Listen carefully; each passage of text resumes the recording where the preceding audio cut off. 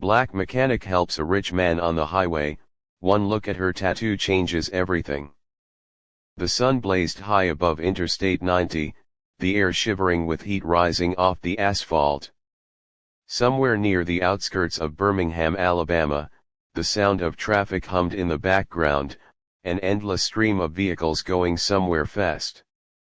But not everyone was moving.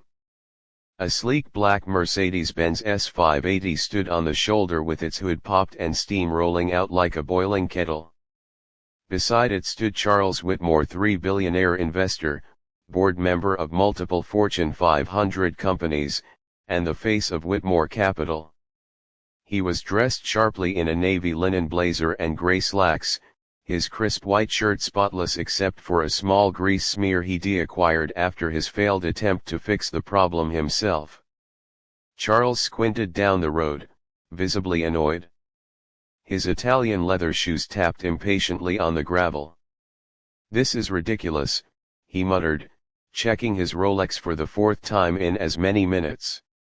His assistant, Cole, had already called the nearest tow service, but it would take some time, according to the man on the other end of the phone.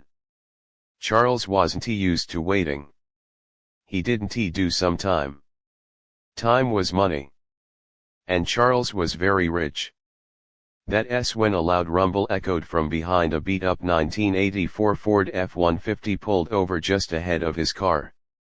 It coughed and wheezed to a stop before the door creaked open. Out stepped a woman.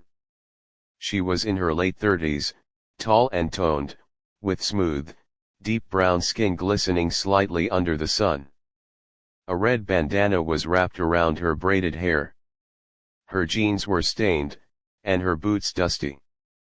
She wore a black tank top that revealed toned arms and on one, a vivid tattoo of a phoenix rising from flames wrapped around her bicep. Charles raised an eyebrow.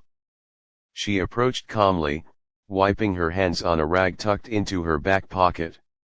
"You look like you could use some help," she said, her voice cool and firm. Charles straightened. "I already called someone." The woman chuckled. "You're on 90 during summer construction season. That someone won't be here for another hour if you're lucky." She looked under the hood, ignoring his hesitation. "Mind if I take a look?" she asked. Charles hesitated. Everything about her screamed, unfamiliar.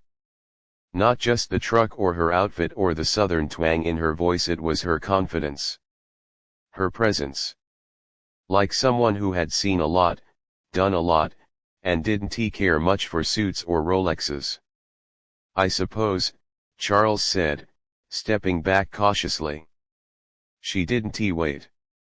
With practiced ease, she reached into the engine bay, touching hoses, checking clamps, inspecting the radiator. She moved like someone who knew machines better than people. "You overheated," she said plainly. "Radiator hose probably cracked. Might be been slow leaking for days without you knowing. This baby's fancy, but it still needs coolant." Charles tried not to look insulted. "This baby cost $140,000. Cool. And right now it's worth about zero. Sit in here on the shoulder," she said with a smirk. Charles crossed his arms. "Are you a mechanic?" "I am the mechanic," she replied, standing straight and pulling a business card from her back pocket. It was slightly smudged, but the logo was bold, Red S Mobile Repairs. "Red?" Charles asked. "My daddy called me that. Short for redemption. Long story." Her eyes met his for the first time, sharp and unbothered. Charles felt slightly off balance. Red walked back to her truck and returned with a toolbox and a couple of jugs, one water, one coolant. She began working. As she bent under the hood, Charles noticed the tattoo again. Up close, it was even more detailed, fiery wings curling around her arm, flames turning into feathered hope. He stared. Something about it felt familiar. Like a story half remembered. You keep staring at the ink, Red said, not looking up. Sorry. It's just, that tattoo. I've seen it before. Somewhere. Red paused for a fraction of a second. Lots of folks get phoenix tattoos. No, not like that one. It was years ago on the news. There was a woman who saved a bunch of factory workers after a boiler exploded. She pulled people out of the fire herself. They called her the Phoenix of Plant 17 or something. Red said nothing. Charles took a step closer. Was that you? She tightened a clamp. Thought you said you were waiting for someone else. I didn't mean. Red stood up, wiped her hands, and finally faced him fully. Her eyes didn't burn with anger, but they didn't blink either. That was a long time ago, she said. Charles blinked. So it was you. Why aren't you? I don't know, running a company or something. You saved lives. That made national news. Red chuckled dryly. They gave me a medal and a pink slip. The company went bankrupt a year later. Bigwigs saved their own pensions. Folks like me, we rebuilt on our own. Charles didn't know what to say.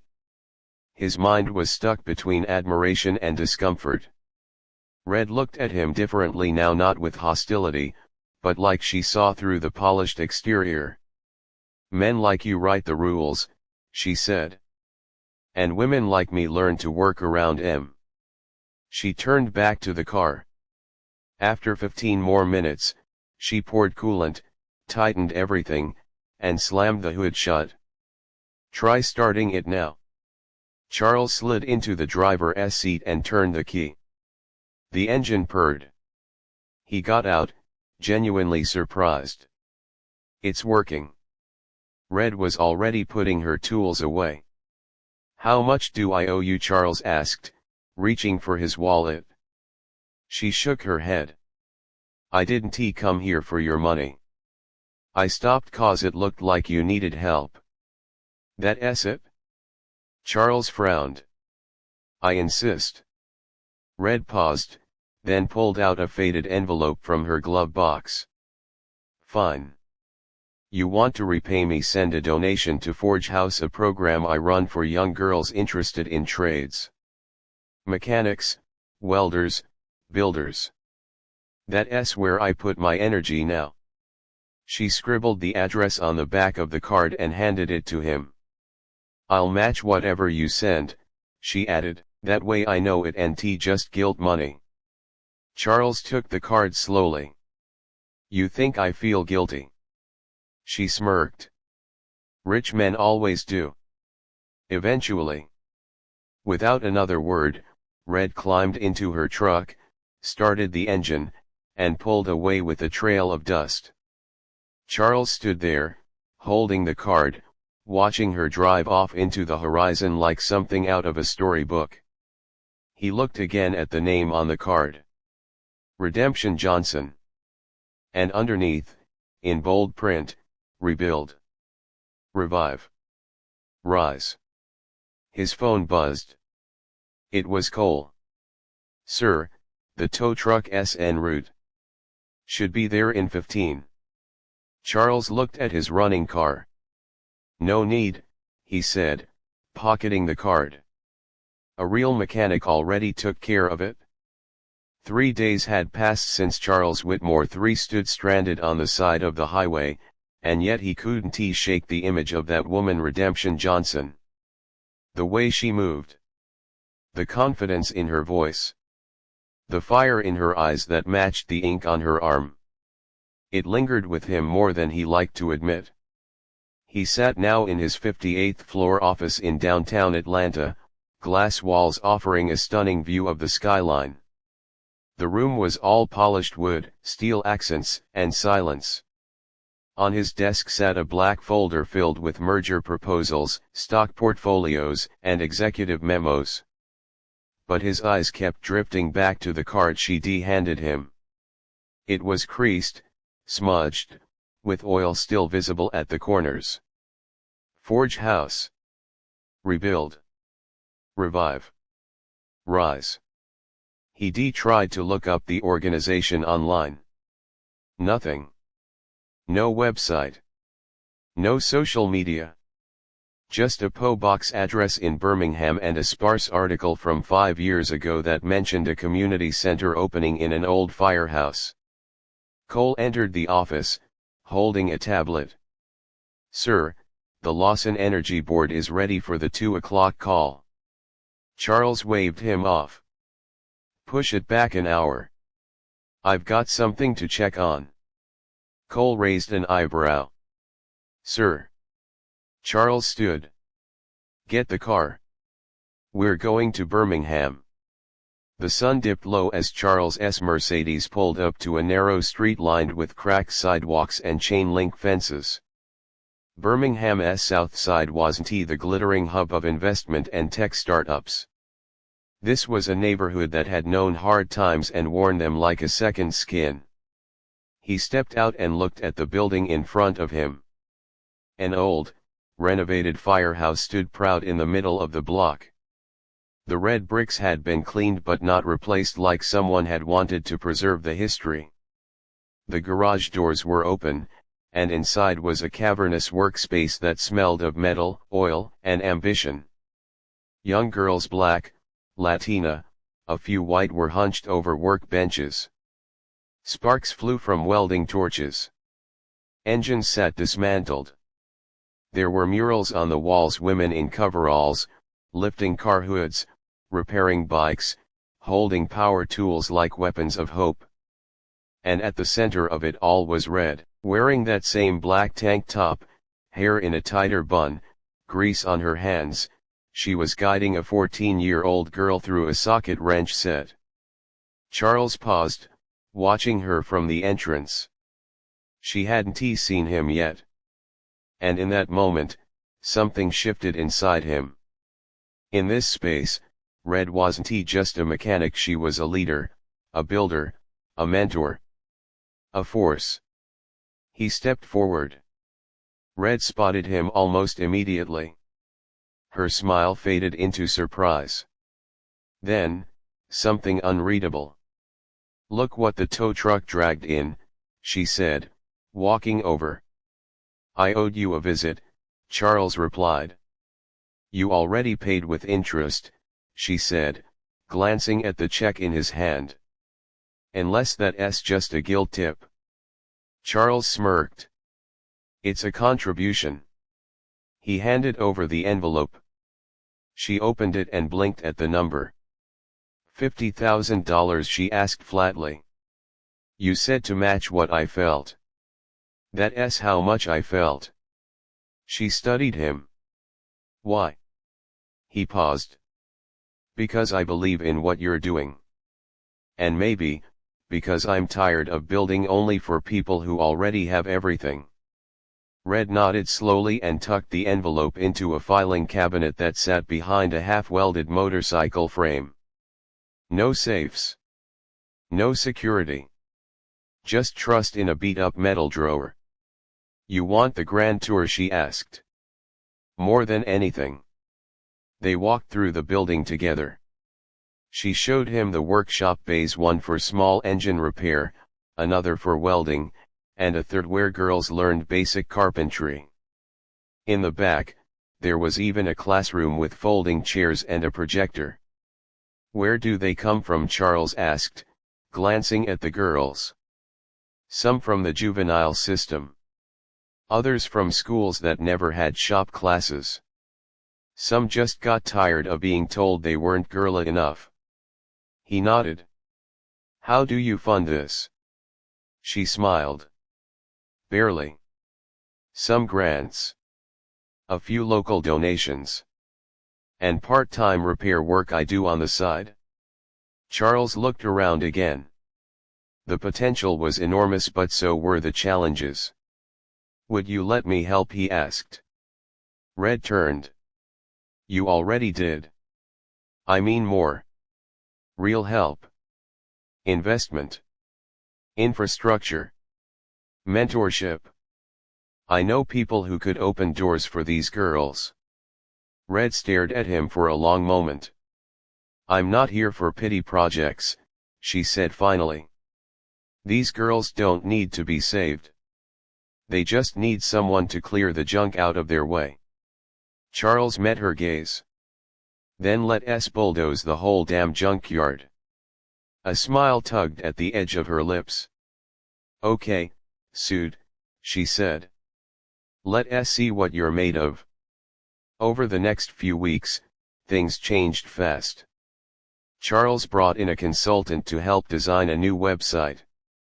His marketing team created a short documentary on Forge House, and within days, it went viral.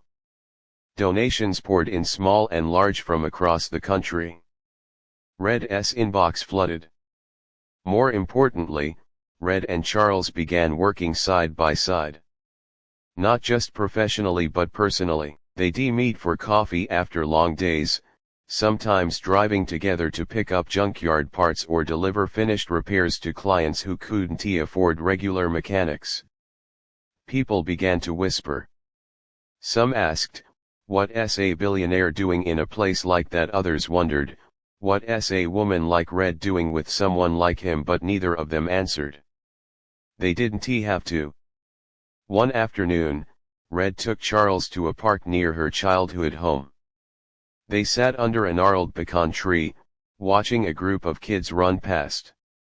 You ever think, she said, that life sometimes breaks down just so it can be rebuilt better? Charles nodded. I've rebuilt companies, Red. But I think this is the first time I'm rebuilding something human. She looked at him, then gently reached for his wrist and turned it. You've got clean hands, she said, smiling. He smirked. Not after working with you for a month. She leaned closer. No, I mean you've never had to dig your way out. You were born in the tower. I was born in the basement. And still, somehow, we met in the middle. He was silent for a moment. Red, he said, you changed something in me. She raised an eyebrow.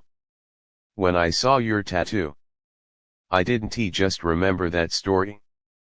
I remembered that moment in my life when I chose to look away. That fire at the plant my firm held shares in the company. We knew they cut corners. We ignored the reports. We profited. And people like you suffered for it? Red didn't flinch. So this is your penance? No, he said softly. This is my rebirth. She didn't respond right away. Then she stood up and extended a hand. Then let us keep rising, Mr. Whitmore. He took it. That night, back at Forge House, the girls gathered for a special dinner. Charles stood before them in rolled-up sleeves and dusty shoes. Red stood beside him, hand on his shoulder. I came here broken, he said.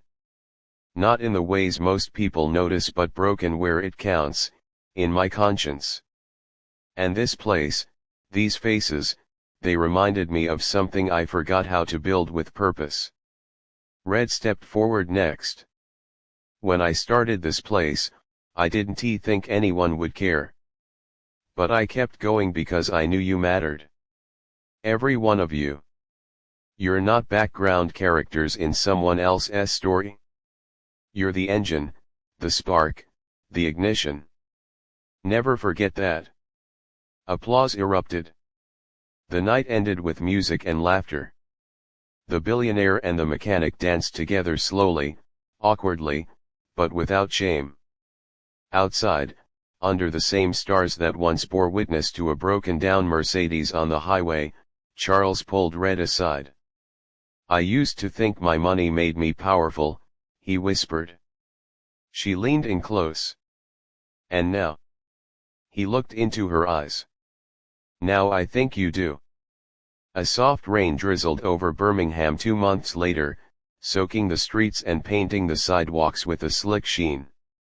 Inside Forge House, the sound of laughter mixed with the clanging of tools and occasional bursts of music from an old radio. The place felt alive, no longer just a garage or a dream, but a growing movement. Red stood at the workbench, her hands deep in a carburetor rebuild, when Charles entered with a large cardboard box tucked under his arm. "Mail delivery," he called. Red looked up, her braids pulled into a ponytail and smudges of grease on her cheek. "You finally quit your day job," she joked. Charles grinned. "Not quite. But I did take a step back.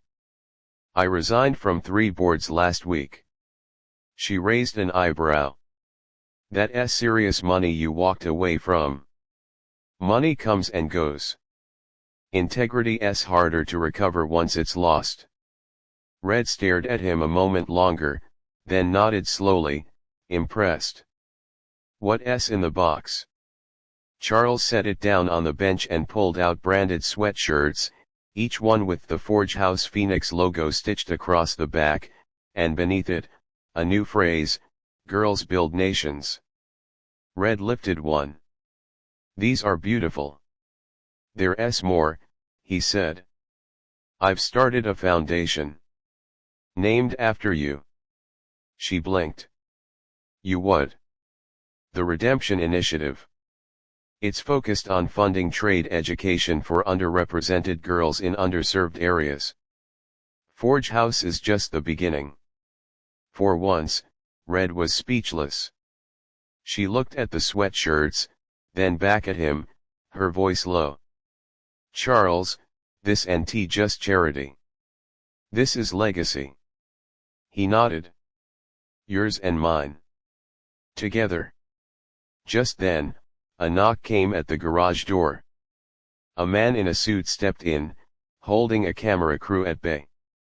"Mr. Whitmore," the man said, "are we still good to film the interview here?" Red glanced at Charles. "What's this?" "I told CNN they could cover Forge House on your terms," he said. "They want to do a full feature." Red narrowed her eyes.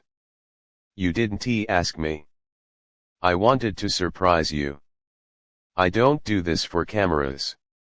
Charles took her hand gently. "Then tell them that. On camera. Show the world who you really are. The world needs more Reds." After a long pause, she nodded. "All right. But you better not let them cut to commercial when I start speaking truth." The interview aired a week later. Red sat in her grease-stained overalls, calmly explaining what it meant to rebuild dignity, confidence, and community with nothing but a wrench and a vision. The story went viral again, but this time it wasn't just about a tattoo or a billionaire's redemption. It was about purpose. Applications to Forge House doubled. Donations flooded in. 3 new chapters were planned: Memphis, Detroit, and Baltimore. But behind the headlines, something else was building. Something more personal. One evening, after the last girl had left the shop, Red sat on the edge of a workbench, her boots swinging slightly as Charles cleaned up around her. The lights above hummed quietly. "Do you ever wonder," she asked, "what would have happened if I hadn't stopped that day on the highway?" Charles looked up. "I'd probably be yelling at Cole in a boardroom.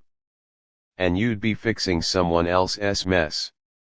She chuckled. He walked over, his eyes softer now. "But I think that moment me stranded, you stopping wasn't random? It was timing. It was fate." She looked at him carefully. "You believe in fate now?" "I believe in you," he said simply. There was a pause. Then, gently, he took her hand. "You saved a dozen lives at that plant. Then you built a place that'll save hundreds more. But Red, you saved me too." Her eyes filled, just barely. "And what do I do with a billionaire who's finally found his soul?" she asked, voice trembling slightly. "You let him stay," he said. Red leaned forward, resting her forehead against his. Then stay. They didn't need a grand wedding or public fanfare. Their partnership was already built on the strongest foundation: respect, shared values, purpose. Together, they expanded Forge House into a national program, then international. They appeared before Congress, advocating for funding toward vocational programs for girls. They launched a scholarship in the name of Red's father, the man who first called her redemption. And years later, as they stood at the groundbreaking ceremony of Forge House Oakland, a young girl 10, maybe 11 ran up and pointed at Red's arm. "I want a tattoo like that when I grow up," she said. Red smiled, kneeling down. "This isn't just a tattoo," she said. "It's a promise. That no matter how bad the fire gets, you can rise." Charles stood behind her, hand on her shoulder. Together, they weren't just rewriting their own story. They were building a whole new chapter for everyone else. 10 years had passed since Redemption Johnson pulled over on a hot Alabama highway and helped a rich, impatient man with a broken-down Mercedes. That encounter had been nothing short of destiny. And over the past decade, the seed planted that day had blossomed into a nationwide revolution. Forge House was no longer a single garage. It had become a movement. From Detroit to Oakland, Baltimore to Baton Rouge, and even as far as Johannesburg, South Africa, girls in coveralls now proudly lifted engine blocks, designed solar-powered generators, and rebuilt entire communities. They weren't background characters anymore. They were engineers, shop owners, electricians, builders, creators of their own destiny. At the heart of it all still stood Red and Charles. Only now, the world knew them not as the billionaire and the mechanic, but as partners, founders, and pioneers of one of the most impactful vocational empowerment programs for young women of color in modern history. It was a crisp autumn morning in Washington, D.C., and the buzz inside the Smithsonian's American History Museum was palpable. A new exhibit titled "She Builds: The Women Who Rewired the World" was opening that day, and right at its center stood a full-size replica of the original Forge House garage, complete with tool benches, faded murals, and a holographic projection of Red's iconic Phoenix tattoo. Red stood off to the side, watching quietly as school groups filed through, some wide-eyed, others whispering to one another. "I used to think this was all too much," she murmured. Charles stood beside her, his beard now salt and pepper, suit perfectly tailored, but his hands still resting protectively at the small of her back. "And now," she exhaled. "Now I think it's not enough. We've still got girls waiting in the shadows." Charles smiled gently. "Then let's keep building." Later that evening, the two were honored at a private gala where world leaders, celebrities, and business titans had gathered to celebrate the impact of the Redemption Initiative. The proceeds from the night would go toward opening 5 more Forge houses in underserved communities. A young woman 22, confident and stunning in a dark green gown, took the stage as the keynote speaker. "My name is Aisha Blackwell," she began, voice steady, "and I was once a kid growing up in East Cleveland, with a father in prison and a mother working 2 jobs just to keep the lights on. I was angry. Forgotten. And then, someone brought me to Forge House." She paused. "There, I didn't just learn how to change oil or fix an alternator. I learned that I mattered. That I could build things. Lead things. Be something." A tear rolled down her cheek. "Redemption Johnson saw me. She lifted me when I couldn't lift myself. And now, I run my own solar repair company with 20 employees, and I mentor girls just like me." The applause was thunderous. Red dabbed her eyes discreetly. Charles reached for her hand. You realize, he whispered, this is what legacy looks like. She nodded. And we're just getting started. But not every day was filled with standing ovations and glittering galas. For every success story, there were still battles. Budget cuts. Political pushback. Racism. Sexism. Misogyny disguised as concern. There were men on TV questioning if girls should be working with dangerous equipment, and pundits who accused Charles of using Forge House as a PR stunt. But they didn't flinch. They had learned how to stand their ground. One rainy afternoon in Baton Rouge, Red visited a Forge House chapter that had been recently vandalized. Graffiti smeared the walls, slurs and threats. Windows were shattered. Equipment stolen. The local girls, many of them barely teenagers, stood huddled outside with their instructors. Red stepped out of the black SUV, her boots splashing in the puddles. She looked at the wreckage silently. Then she turned to the girls. This, she said, pointing at the broken door. This is fear. The girls blinked. Fear of what happens when you learn to build. When you learn to lead. When you stop asking for permission. Her voice rose. So you know what we do with fear? A few girls shook their heads. We outbuild it. We rebuild better. Stronger. Louder. She pulled out her phone and snapped a picture of the damage. By next week, I want a mural painted here, she said. Of every girl who refuses to back down. And I'll be here with you every damn day. Cheers erupted. By the time they finished, the mural stretched across the entire building. A phoenix. Dozens of brown and black hands rising from the flames. And below it, spray painted in bold red, you tried to burn the builders. But we rise with the fire. At home in Atlanta, Charles watched the footage on the news. His heart swelled with pride. He didn't need awards. This was everything. He walked into their shared home, a stunning but modest two-story craftsman they had renovated together, and found Red sitting on the porch swing, sipping sweet tea, a quiet smile on her lips.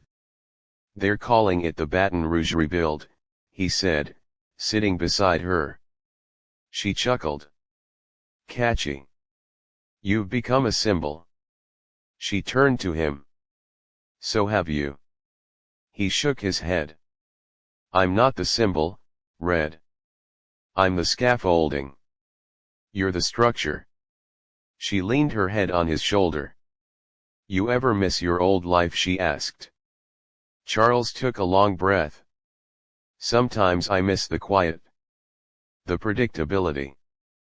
But not the purpose. She nodded. We made something real, she said. We turned a broken car into a revolution. A few months later, Charles fell ill. A rare heart condition. The prognosis was unclear.